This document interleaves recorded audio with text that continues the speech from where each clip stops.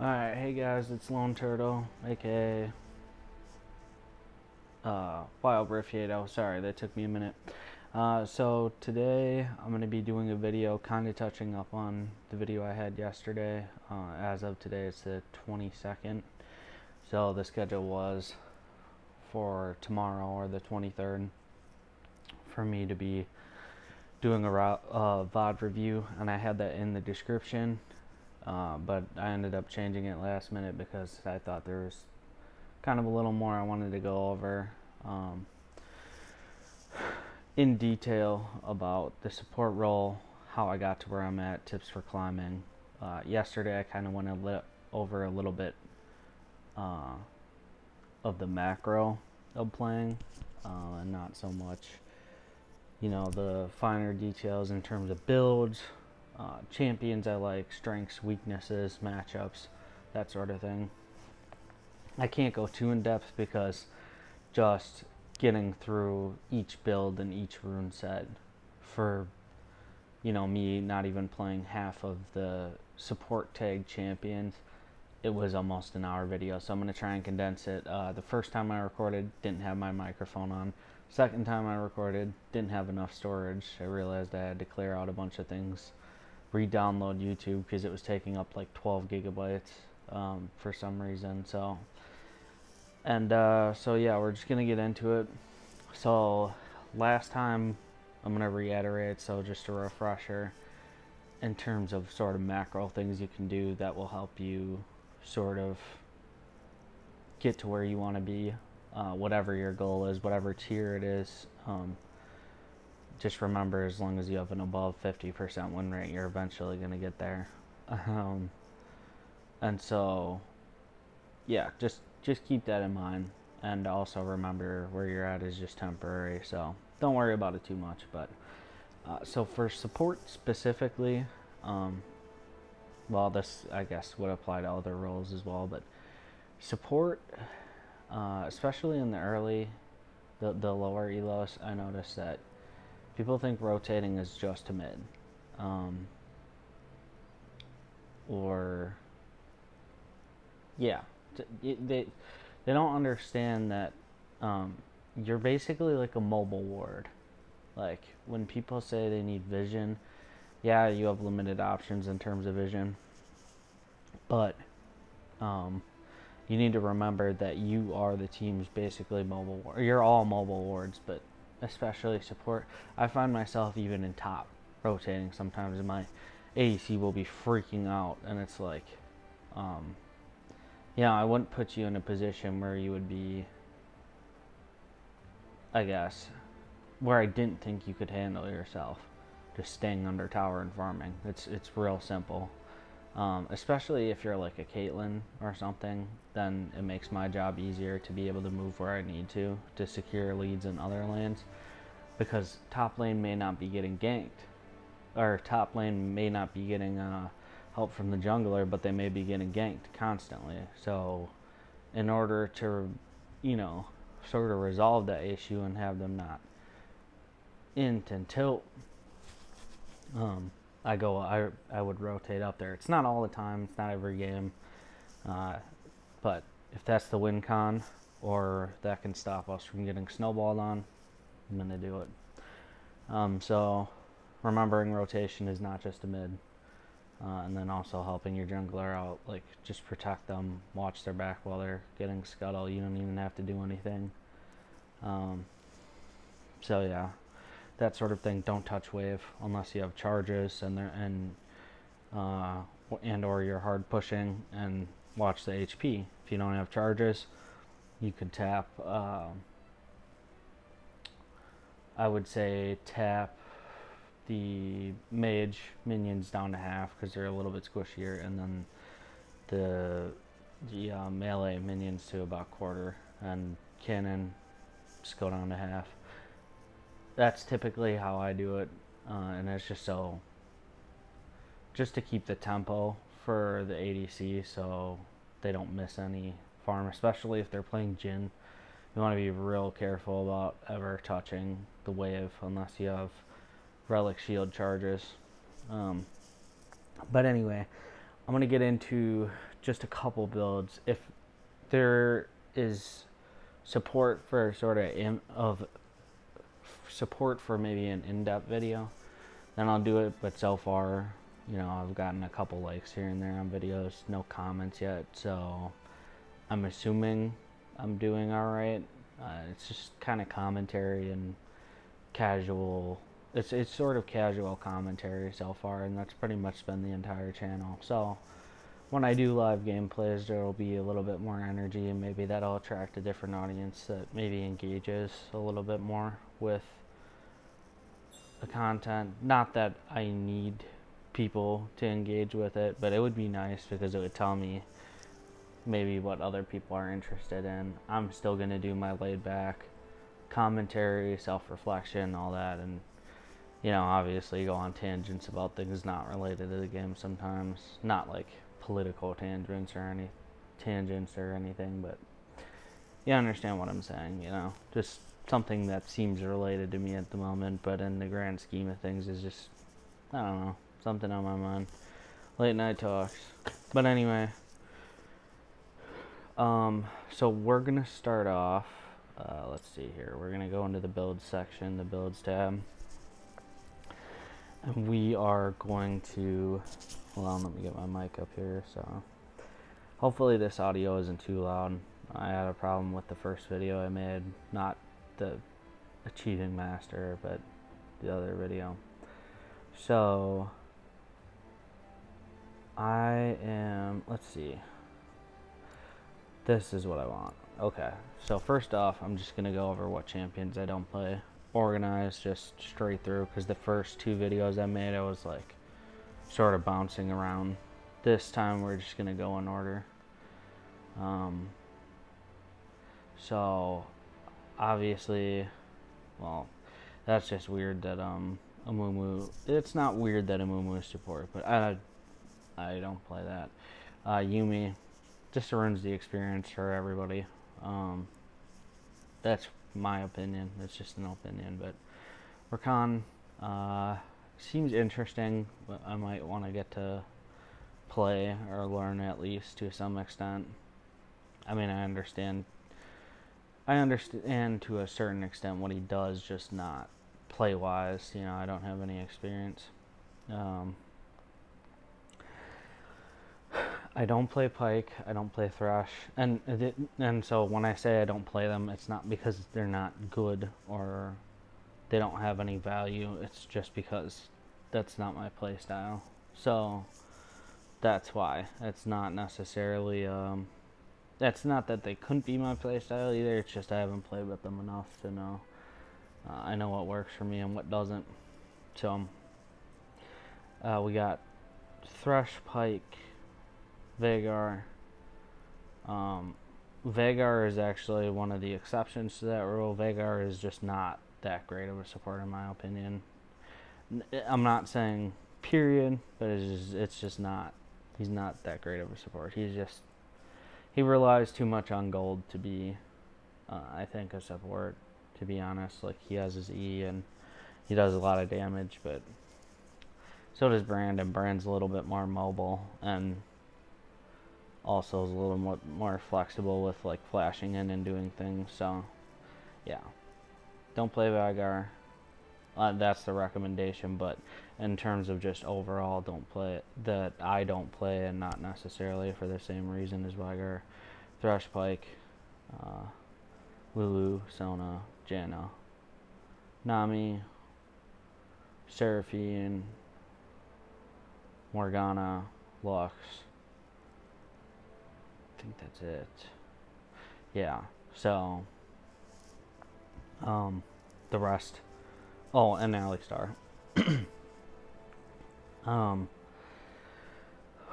So I guess we can go in order here of how it's listed of champions I do play. So all the ones I don't play, obviously I wouldn't select. So Karma is oppressive in lane. Karma has been good since I've started playing. I've been playing since I think late season 3 or early season 4 maybe. And he's just always been a solid support pick.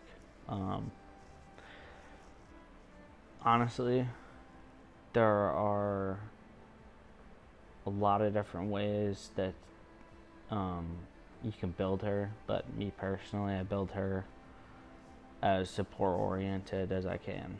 Not really focused on playing full AP Karma and support. If I was going to play full AP Karma, I would just play her in mid. Simple as that. Yeah, it doesn't make sense to get support gold and try and play her full AP. I guess there could be some instances where that would be appropriate, but I'm just going to let everybody look at the build, sort of go over in brief detail why, and then move on to the next champion, because this video would take too long. It's already probably at like 15 minutes. So this is the build I have for her. Obviously, you can do what you want. This is just my general build, and the two main support items I always make sure that I get on Karma specifically are Staff of Flowing Water and Ardent Sensor. Not that Harmonic Convergence isn't, or Harmonic Echo isn't viable. It is, but these are the two I choose to pick because I also have to get my first support item, the passive one, and then I get my enchantment, Deathcap Rabadon, or Rabadon's Deathcap, sorry. Why that tripped me up so much. Just because it's a huge boost in AP. There's no point of not getting it most of the time on any AP champion you play. And yeah. So, and then Imperial Mandate is just, it's a solid new item. And also I'm not testing it because I tested it before I went into rank play, but just seeing how it ends up working out, and maybe switch back to something else. But other than that, these are my runes. This is just a general message going forward, so I don't say it for each champion because that would be redundant. You can build champions however you want. For Karma, again, I just build her as support as possible, like as support oriented as possible. Yeah, so that's Karma. Very oppressive again. She's probably my top 3, not just in terms of win rate, but in terms of play. Just feels good, and especially when you're playing with a very mobile ADC like a Kasai. That is probably like one of the strongest duos I've noticed, because the duo I play with, we just have decent synergy, like almost able to carry games from the brink of not being able to carry them with Kasai and Karma. And Karma is an outright can't just turn around team fights like that. You wouldn't think on the surface. Yeah, she has some disruption and CC and protection, but that's not like Bran where you just deal a crazy amount of damage right away to everybody and the burn just keeps going, and that's why you turn the fight around. It's for pretty much the exact opposite reason, kind of like a Soraka, except Soraka is just straight out healing, and then the silence is the one thing that kind of like, obviously the disruption CC versus the silence CC, and the slow CC is a kind of, well, Karma also has a little bit of slow in her kit, but you understand my point. Sorry about God, fucking Reddit coming up here. Some edgelord shit going on Reddit, as per usual. Anyway, Malphite, people will say he's troll. You can build him all you want. If he works for you, great. If he doesn't, don't play him. I have like a 55% win rate with him, and that was all the way up until mid to high diamond. So he works, AP or tank. But when I play him AP, I build. It's with a little bit of health and also a little bit of defensive stats. This is some new build that I haven't tried out yet. So that's not the build I usually run on him as a support. That's obviously something that was just off like the top 3 builds or whatever at the current time. So that was as of like a week ago, or top 3 Malphite players builds or something like that, and I just like put that on there so I could test it at some point. So that's not tested yet, but Malphite is strong for the reason of his CC is instantaneous, super destructive, and if you build him full AP, obviously, you're just going to blow up squishies. Now, if the enemy team, the enemy bot lane has like a Yumi or something, it can get iffy. If you miss, you're done. If you miss, you're done almost, period, most of the time. You just go too far in. So you need to make sure that you land it. And in a team fight, I wouldn't just be looking to hit one person. Like, optimally, 2 people minimum.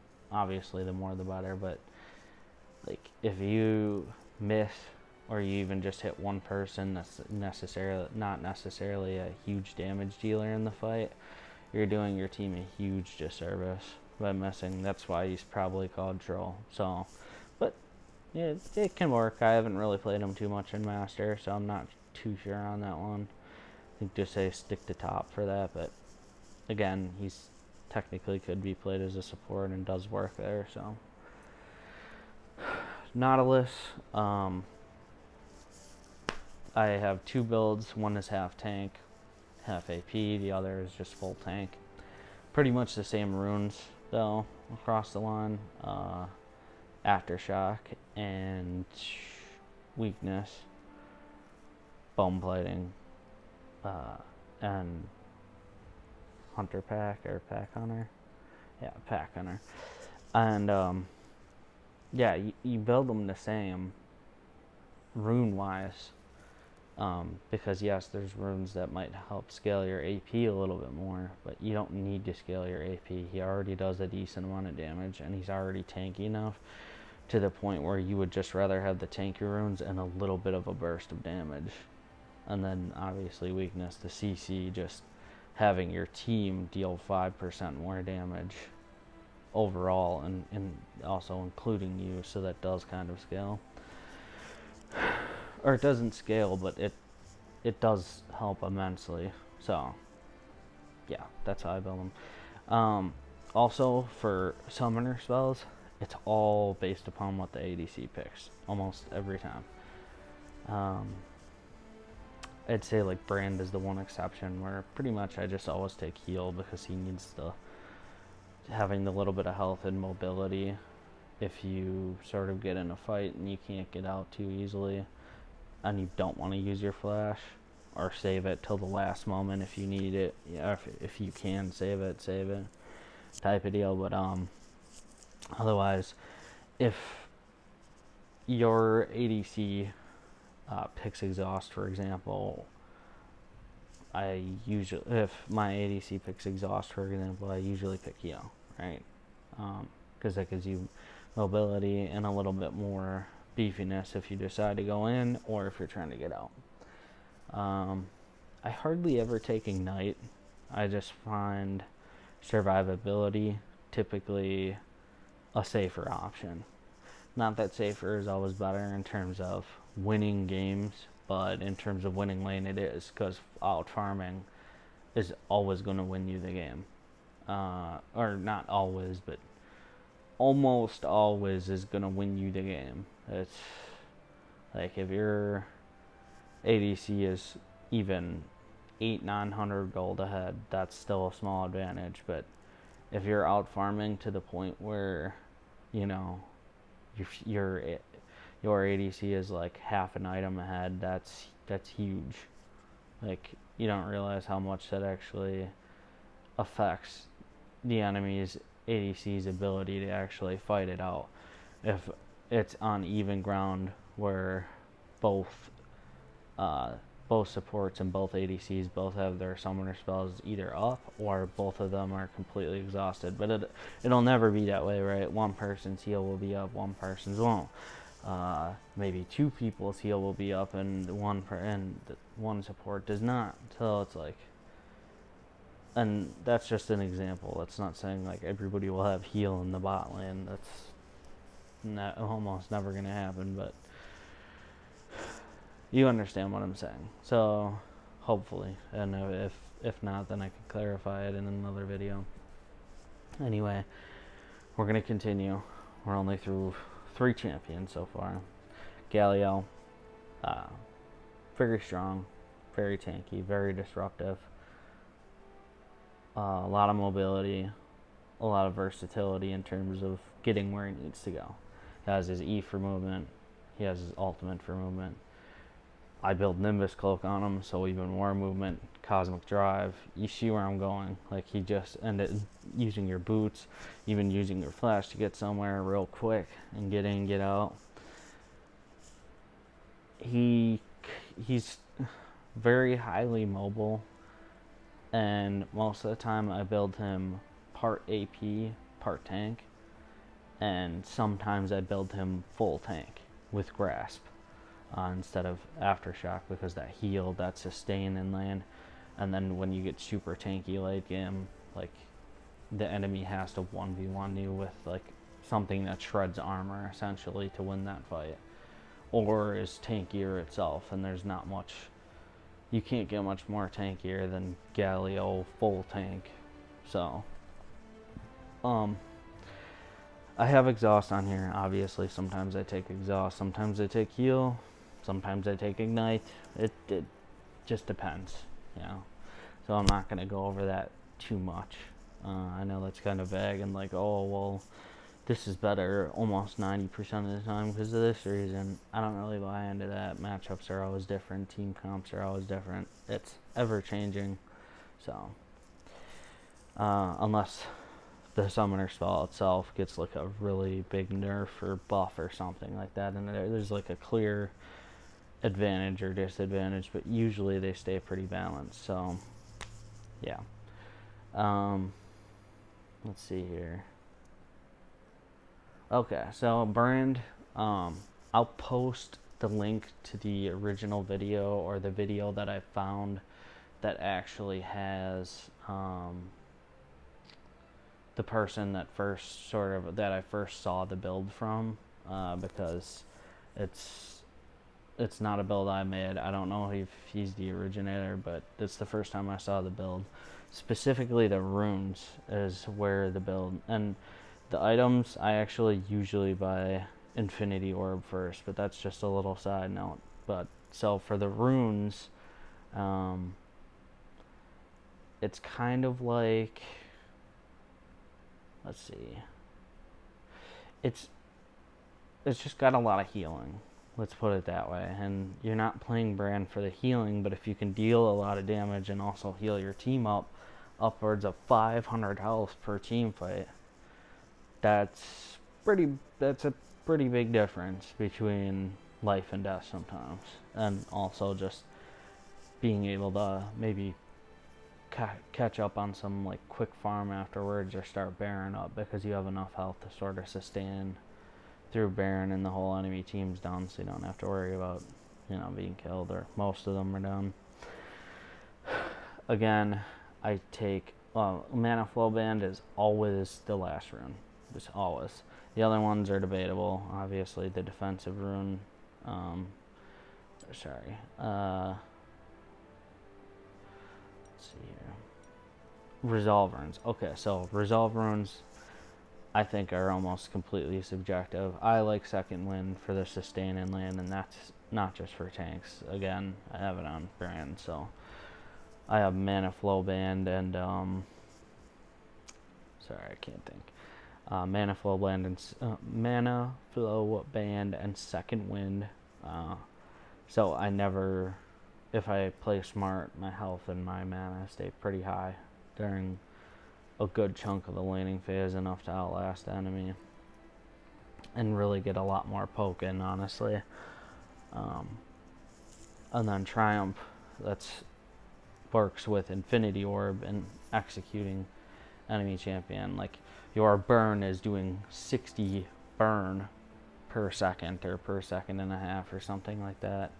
So it's just it's a huge burn, and then Also, the critical damage, like once they get down, you basically have something a little less powerful than Elder Dragon as a brand, regardless of whether you get Elder Dragon or not. Obviously, getting Elder Dragon, you know, critting them down to 20% and then they're gone, which is everybody who has Elder, but as a brand, you do so much more damage most of the time than most champions. So, then Final Life is getting that mark of health, and then Triumph is getting that big chunk of health at the end.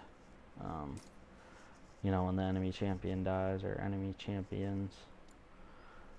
So, and I mentioned Oriana could be played. There's a couple others that could be played as support that I don't play. But anyway, so I got Nautilus, I got Galio, Malphite, Karma, Brand, and I would say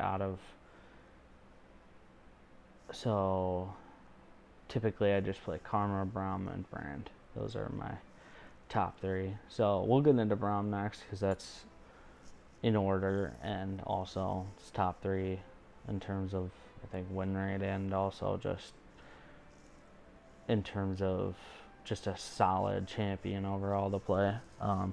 I don't see a lot of Braums, and I think the reason for that is not a lot of people properly know how to play him, and he's so heavily reliant on skill shots, kind of like Blitzcrank. His Q, you need to land his Q. You can't be wasting mana, especially in the early game. Wasting mana and missing a Q can be the difference between and especially just securing early game kills, invading and stuff and things like that.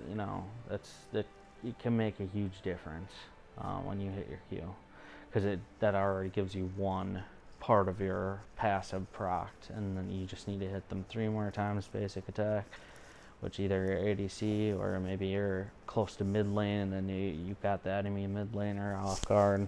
That's basically a guaranteed kill. So, Font of Life, weakness, loyalty, demolish. You could play what you want. Again, this is more of you could take.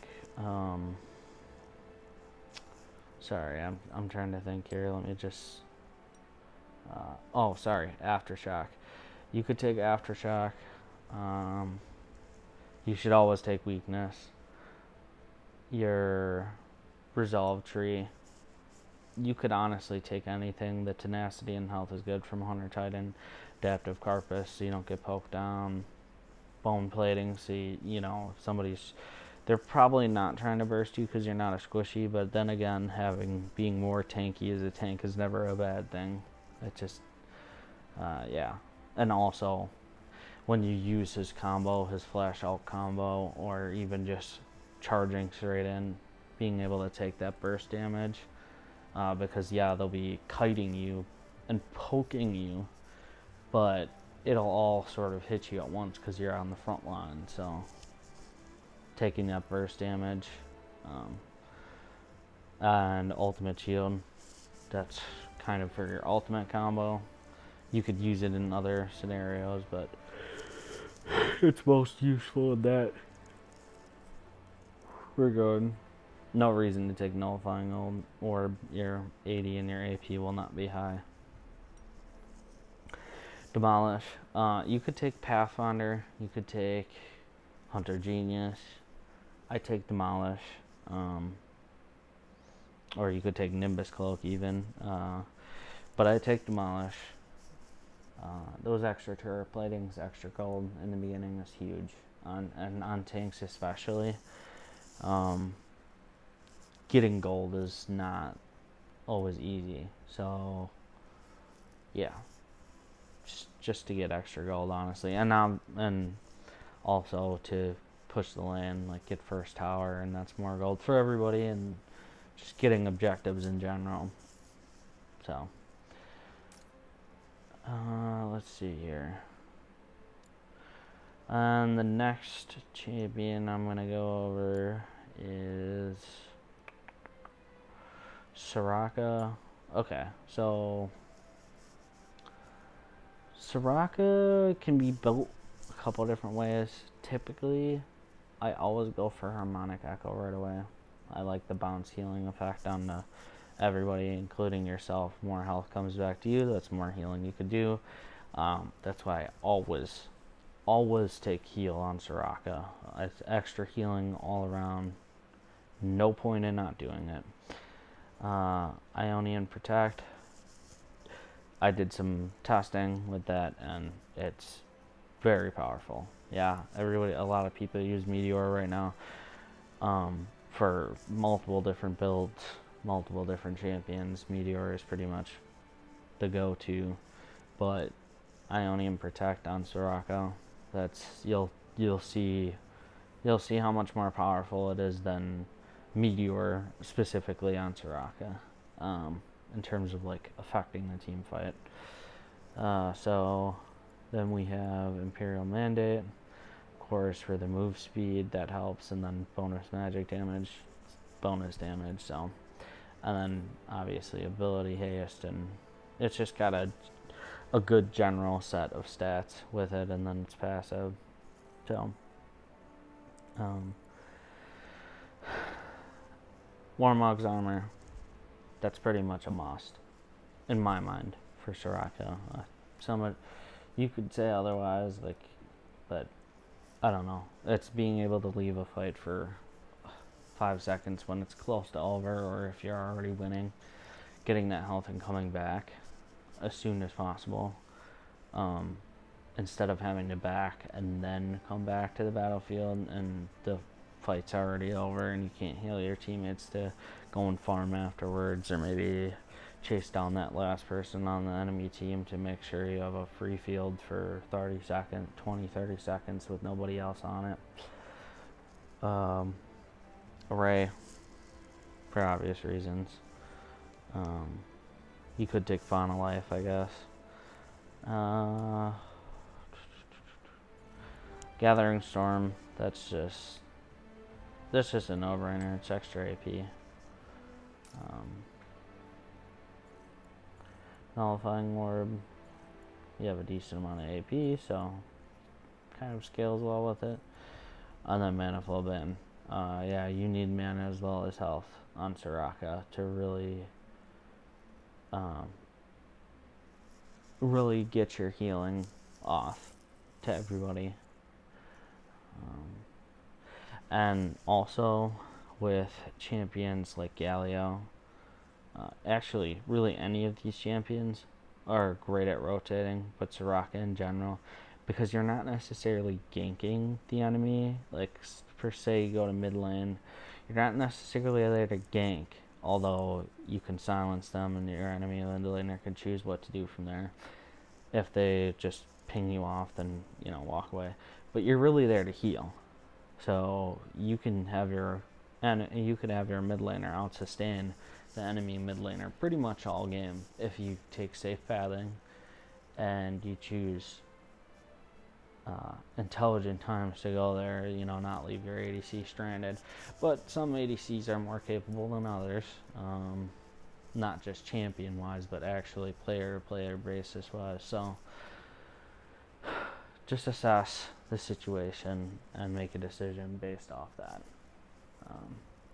So yeah, that's the sustain you give to your jungler, especially if you know there's a fight coming soon for a scuttle crab. You can heal them up, and they're much more liable to be more confident fighting the enemy champion. But also you can give a silence and just sort of back them off, or they get killed for it.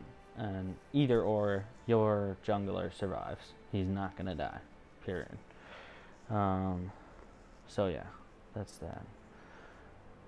And so yeah, Soraka is also, I don't really have a top 3 because she would sort of squeeze in there too, but I already, Karma, Brand, and Braum, but Soraka as well. Soraka is another just solid pick across the board.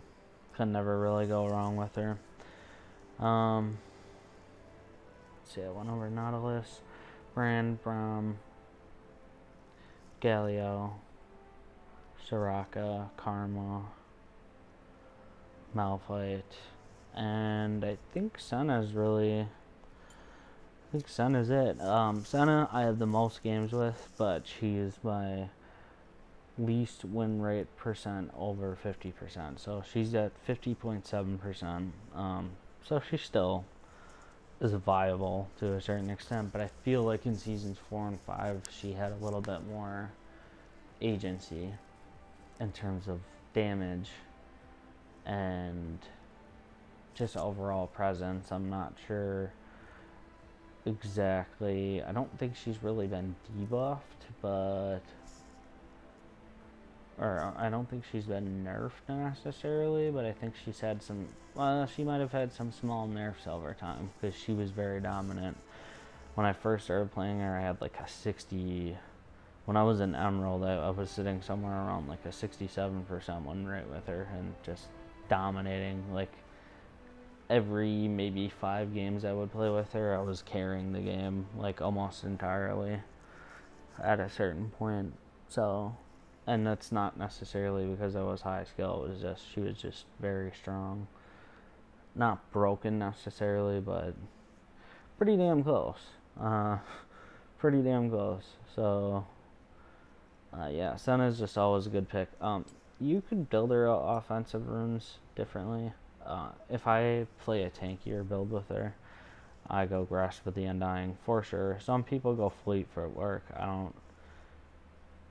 For me, there's not really so much value for that, but I could be wrong. I don't know. I just don't see as much value as some people do in that rune. But Grasp of the Undying if I'm building her more tanky, and then Kraken Slayer just in general. That's just an overall just solid pick. Giant Slayer almost always take out the enemy tank because yes, I could go for the squishies, but with Kraken Slayer on Senna, with how much attack damage she already does, especially when she scales into the late game, and Giant Slayer, I can cut down basically anybody that's tanky, like very quickly, and they won't see it coming. You're just like, oh, okay, Senna's tapping away at me. No, like once those crits add up, you're gonna be gone within like 5 shots. And that's seriously how strong she gets in the late game, especially with Giant Slayer. Otherwise, yeah, you could do weakness, but that's really only with your W or your second ability. You could go champion. It's kind of iffy though. 8% damage. She really scales, so you're very likely to die twice within a game, like before the late game. And you could have a really good KDA on her, but I don't know. That's iffy. Otherwise, Brutal. I think Brutal and Giant Slayer are probably the only two I would really go for. Nullifying Orb, she has a lot of bonus attack damage towards the end of the game, so and she just scales that way, so yeah, it's a good shield. Like 60 plus 50% bonus 80 if you, let's say you have 200 or 250 bonus 80, that's another 125, so you get a shield for 180, something like that. Yeah, the cooldown 60 seconds, so the cooldown's not bad, but I don't know. I think maybe also loyalty, and then obviously if you're taking a tankier build, Hunter Titan. And what I mean by tankier is like Black Cleaver with Divine Sunder, and or Black Cleaver and Frostbite. Yeah, I think it's Frostbite Gauntlet, because they give you health, and then obviously proc Grasp, which isn't as strong on ranged champions, but you'd be surprised how much sustain she has in lane, and then more damage as well. It's not just health sustain. So, I don't know. You could do a couple different things for the resolve rune tree. I guess it's up to you. And yeah, and I pretty much always take heal or exhaust on her. Ignite sometimes. I think when I play with the Draven, ignite for sure, just to help them put away that first blood, because they usually take champion. So just getting all that damage off right away is you're liable to have a first blood right away. So if you know you can secure it, good. All the better. Anyway, yeah, sorry about the lateness. Again, recorded twice. I wasted 2 hours, and then the whole phone storage thing.